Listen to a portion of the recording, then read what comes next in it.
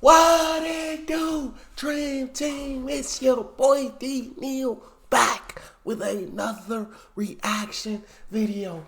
Guys, here we are with lies the USA told me about Germany and everywhere else in the world. We're about to uncover these lies, but before we do, make sure you hit that subscribe button, ring the notification bell, get a video a thumbs up so it gets suggested. Social media, Patreon, all up top. You know, subscribe to any of it, put all the links in the description. All you gotta do is hit the link, follow me, talk to me, human. I talk back. What we got?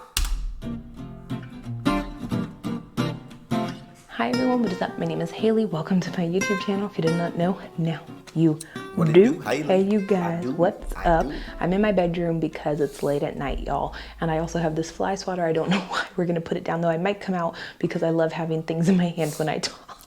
Like, move my hand. I'm the exact same, like this bracelet. I never show it in a video, but like I'll be playing with it while I'm watching and just clicking it and unclicking it and just I'm the same way as like I'll literally do that just out of nowhere, just not thinking about it. But I'm sorry, Haley, do your thing. We're gonna put it down though. I might come out because I love having things in my hand when I talk.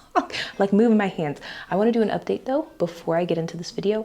Took a little break. Didn't think I would be gone for like 10 or 11 days from YouTube, y'all.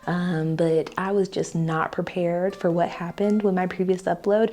I made a post on my community tab and also on Patreon going over this in like detail. If you guys want to check it out, I'll link everything down below. But the short and sweet version for you guys is that I was overwhelmed by the attention my previous video got. And I said I was going to wait until everything simmered down and I was going to go from there. I was going to make a follow-up video, but I just can't deal with the number 2 or part 2 of that video happening back to back. This video might still be a little controversial, but like I said, I'm straying away for the guns for a little bit. So yeah, lies the United States. Oh, dang, what happened? Because I want to go watch that. Y'all tell me what video that is because I want to go watch that video. I want to start a frenzy too, Haley.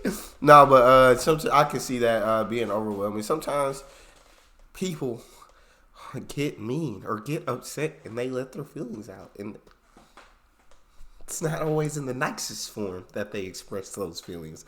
And so I can see that becoming overwhelming. But I do want to check that video out. Like I said, I'm straying away for the guns for a little bit. So yeah, lies the United States has told me about Germany. We could say Europe, and we could also make it an umbrella topic for any location outside of the United States. I saw this video title. I haven't watched the video yet. I'll watch it after I edit this video from a man on YouTube. I will link his video down below. And the reason I didn't watch it yet is because I want to be able to talk about my own experiences without being influenced by others. Just wanted to give credit where credit is due. Other than that, don't forget to subscribe. Don't forget to give this video a thumbs up, and let's get right into the video. So the first point is going to be that we are the best. America is the greatest. America is the best. America is better than everywhere and everything else in the world. And I've just realized that this is a lie. It creates a sense of pride, and I feel like it makes people unenthusiastic to leave the United States because you think to yourself, well, I have everything I need and everything's the best here. Why do I need to go somewhere else? An example for me is when I left Florida to come to Germany, I always said that the United States or Florida had the best beaches in the world because that is what everyone told me. That is what I was used to. I lived at the beach. I experienced the beach. I love the beach. So I'm like, this is the greatest thing ever. And so when I got to Germany, more specifically Europe, and they told me we were going to go on trips to other countries, you know, beachy vacations, I wasn't really excited or enthusiastic because I'm like, I come from Florida. There's nothing better than Florida out there. Then I get to Spain, I get to Italy, I get to Greece, and I'm like, these are very nice beaches. Now granted, not all of them were equal. Some were better than others, but they were very close contenders, if not better contenders for my Florida beaches. And I was like, oh no. What's happening? And you know when something's like cracking and breaking in your head and it's something you cannot fathom, it's like my world was crumbling in front of my eyes. I've realized over the years that everything is different and everything has the ability to be great in its own way, and it's not one end-all be-all truth of greatness. And the thing is, there are so many Americans. I love it. I love it already. I love it so far because that thing about America being the greatest, you know what I'm saying? It does create a sense of pride, and I'm not mad at that. But what she says is important because she said it gives you the idea that you don't want to leave. Like, you don't need to go travel. You don't need to go see other places. Like, you got everything you need right here. No need to check out the rest of the world. And that's smart. I like that she said that, because that I don't like, because I feel like you should be adventurous. You should want to go travel. You should want to see the rest of the world with your own eyes. You know what I'm saying? Enjoy different cultures and all of that. And so she was spot on with that one, and I'm glad she said that, because I really didn't think. When I think about everybody saying America's the greatest country, I never think about like creating that mindset of where you don't want to leave, you don't want to travel, and so. And it's not one end all be all truth of on. greatness. And the thing is, there are so many Americans that talk about things that are done better in foreign countries. And you guys wonder why it's so interesting for Americans, or why we make these types of videos. Granted, it's because we like to talk and we're just those types of people, I feel like, as a society.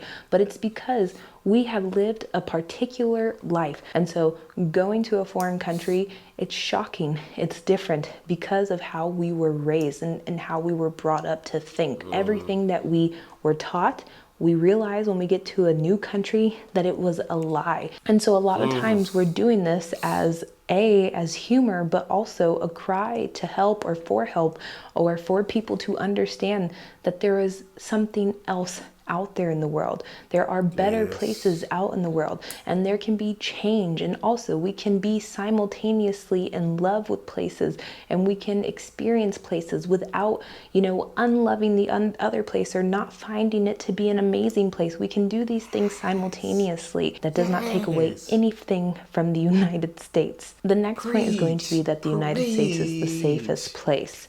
Now,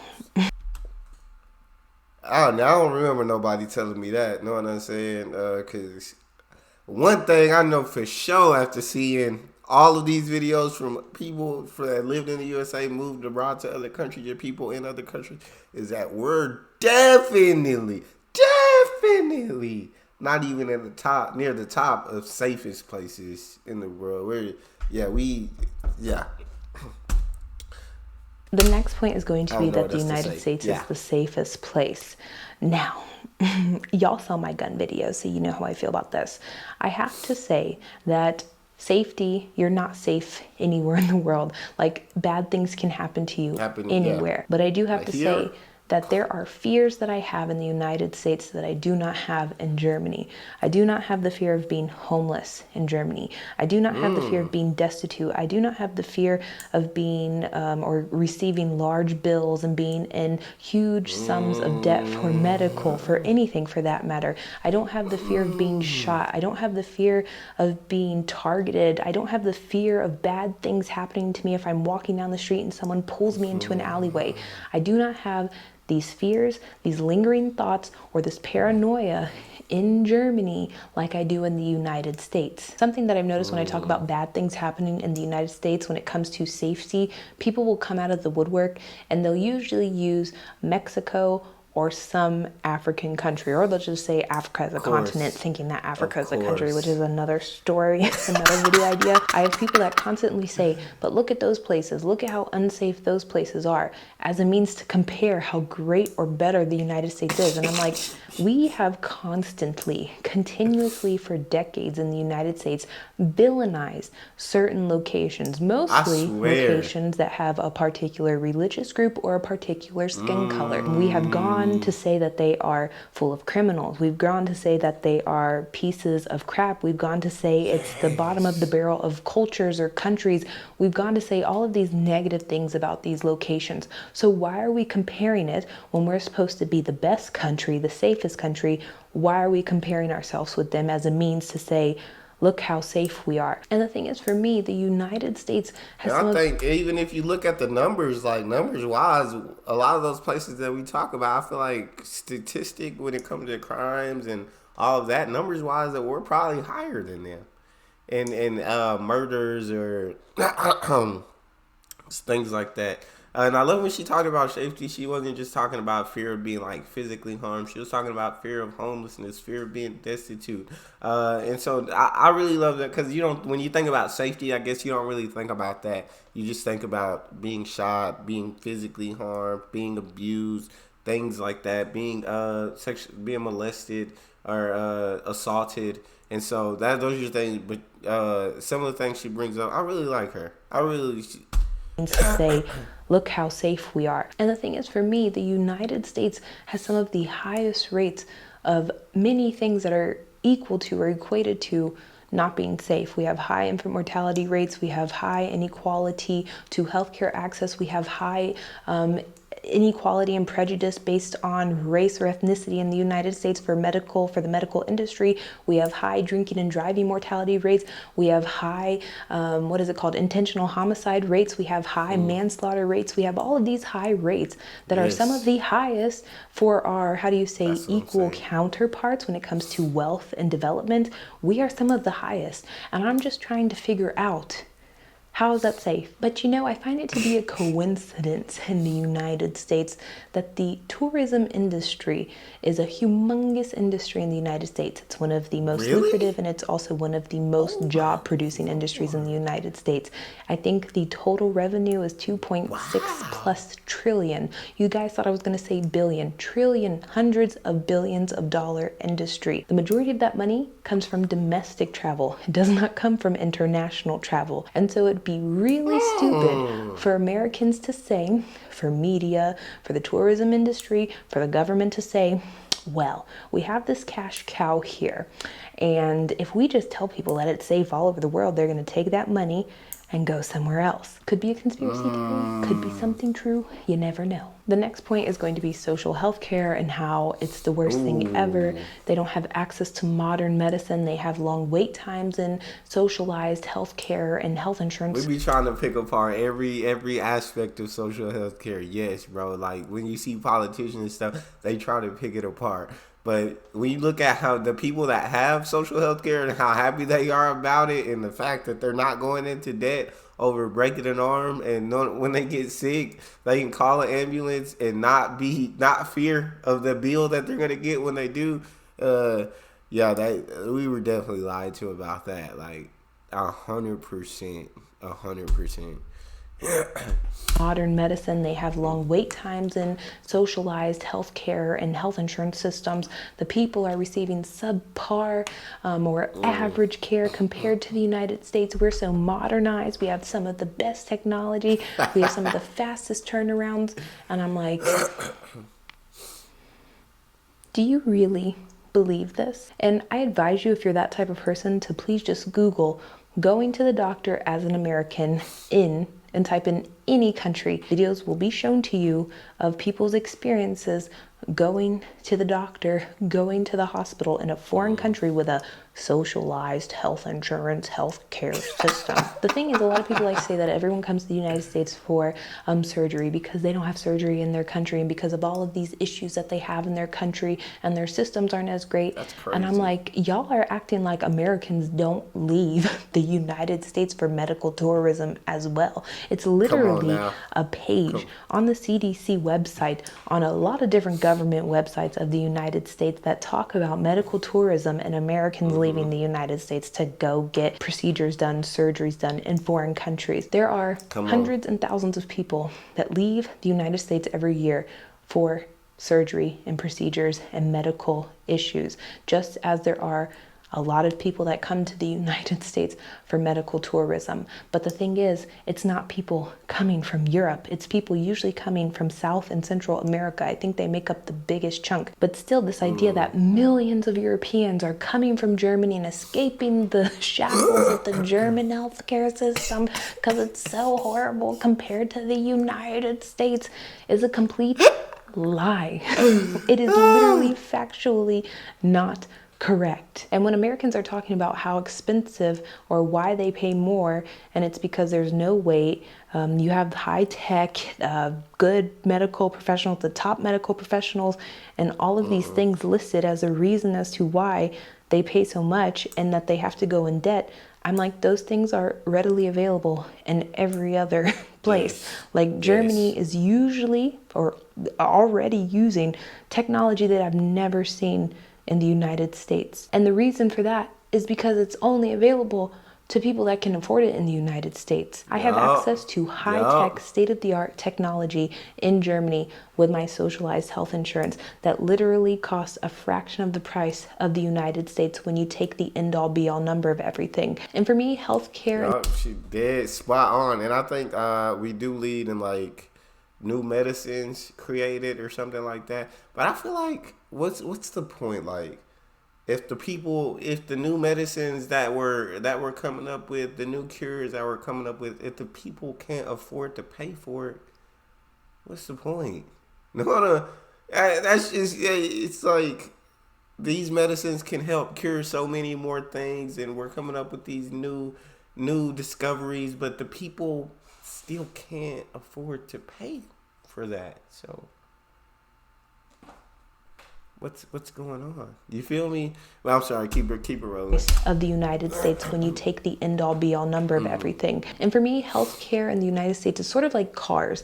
It's like everyone thinks that they're driving a Lamborghini in the United States because the, top level of healthcare in the United States is like amazing. But at the end of the day, the peasants, the everyday individuals, the average earners, the average income earners of the United States, they're driving the 1999 Volkswagen Golf. And the issue with this is that it's not a car. We're not talking about car. We're talking about health insurance. We're talking about medical issues. We're talking about things that prevent you from dying, that, increase the longevity of your life, your standard of living, your quality of living, and all of these things that make you live longer and have a better, healthier life. We're talking about things that are life and death. We're not talking about whether or not you drive this nice car, that nice car. We're talking literally about dying and living. The last and final point, you guys, is going to be that patriotism is loving your country, y'all.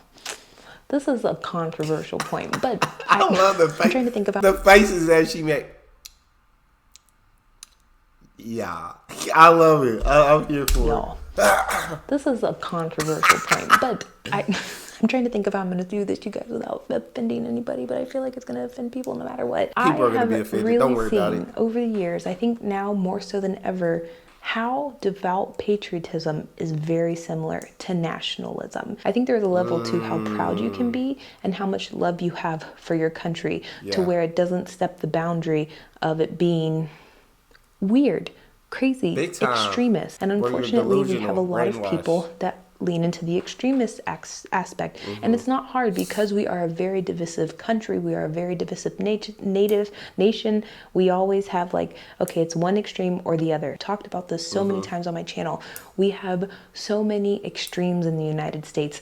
And so when you question patriotism, or you maybe have a fleeting thought that patriotism might not be as good as it's shoved down our throats to be, you're considered the enemy. We are brainwashed in the United States, and we don't know it until we leave for a very long time and then come back. When I went back to the United States, you guys, I realized how freaky it is, how patriotic the United States is, to see an American flag here, someone wearing an American t-shirt here, someone to have a bumper sticker that says God bless America, someone saying go back to your country if you don't like where you come from, having songs on the radio that talk about freedom and loving the United States, the red, white, and blue chips, the Coca-Cola cans that have American flags on them, and I'm just like, what the hell is happening here? And you see, with that, I really, me personally, I don't have a problem with if you want to fly your flag, fly your flag. That's cool. You want the bumper stickers, God bless America, you want to put that. My thing is, don't let it get to the point where you think America doesn't have problems. Where you know what I'm saying? I love my country. I love being born in the United States, and I'm proud to be born in the United States. But I know that there's a lot of problems that we need to fix. I know that there's problems that we should fix. I know that there's bad things about this country, like when it comes to healthcare, when it comes to gun policy, when it comes to so many things that other countries do so much better than us. I see that. Know what I'm saying? So I think it, like she said, it gets bad where you get to a point where it's you're so delusional that you really just don't think anything we do is wrong. You think like we're the perfect system. There's no such thing as perfection in the first place. But we can't point out any of the problems that we have, and you can't see that we can be a lot better. Because if you think we're perfect, if you think we have no problems, then that means we have no room to improve, which we have so much room to improve. You know what I'm saying? And so I'm gonna let her keep talking about Coca-Cola that. cans that have American flags on them, and I'm just like, what the hell is happening here? And you don't notice this because it's so normal, and it probably doesn't even register to a lot of Americans how weird this is until you come back from being gone for so long. And the thing is, we have made the American flag this idea of freedom and patriotism, the Facts. end all be all of what America is. As a kid in the United States, as an American child, I had to every day pledge allegiance to a flag. I had to basically stand there, stare at a flag with my hand across my chest, saying that I'm going to love the United States. And an interesting story for this is that in school, we had to do this pledge every morning at like 7 or 8 a.m. sure. And so one day I just was not feeling it. I was like, you know what? I'm not doing this damn pledge. I'm tired of Don't this do pledge. I that. don't want to do it anymore. No, you can't do that. You can't. Oh yeah, you got in trouble for sure. Not feeling it. I was like, Got you know sent what? to I'm the not doing principal's this damn office for pledge. that. I'm tired of this pledge. I Or don't the want to other do it kids anymore. I don't want to be bothered by it anymore. being I mean just to you. decided to sit my little butt at my desk. The teacher came. She told me I had to stand up. I said, I'm not going to stand up for the pledge. I do this every day for years of my life. I'm not going to do it. She called the school cop, the school security guard, to come escort me out of the class because I was being a nuisance and I was being disrespectful to the United States of America and send me to detention. I had to go talk to the principal. The principal told me I was being defiant, and then he sent me to ISS, which is basically in-school detention. You had to go, instead of to your class, you had to be stuck in a room and a desk that had walls all the way around you. You could not make eye contact with anyone. You had to sit up straight. Your hands were not allowed to be on your lap. They weren't allowed to do anything. And then I would do all my schoolwork, and then I would have to write 500 to 1,000 lines saying, I will not defy the Pledge of Allegiance.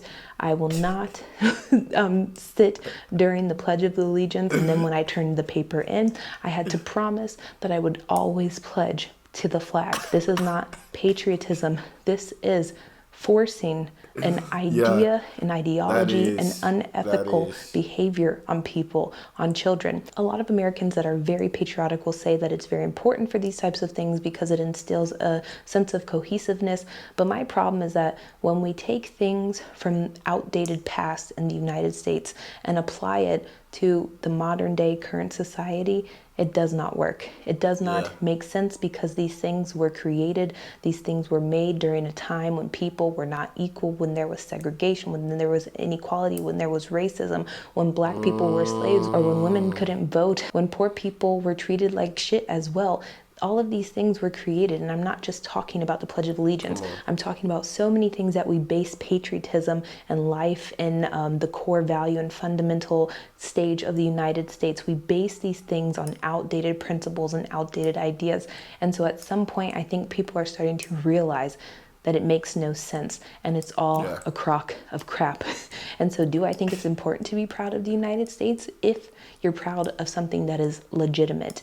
Yes. Sure. But if you're just proud because you're an American and that's all you have to offer, that's not being a patriot. That is being a nationalist. And that is not something to be proud of, and that's not something that is good. But yeah, those were all the points, you guys. I hope you enjoyed this video. Other than that, I'm going to sleep now. There's a baby crying over me. Other than that, thank you so much for watching, you guys. I love y'all, and bye. I love that. I love all her facts that she pointed out, and she explained them so thoroughly. It's always dope to hear someone else's perspective, especially when they're from the United States. Then they move abroad and they see all these differences, and they kind of see like all the bad things. And she's saying like you're being brainwashed and all that stuff. It's kind of dope to hear that perspective. Open up your mind and listen. Know what I'm saying? I'm not saying you have to agree with every point she's saying, but I'm saying why not listen to her? Know what I'm saying? Because a lot of stuff she said actually made sense.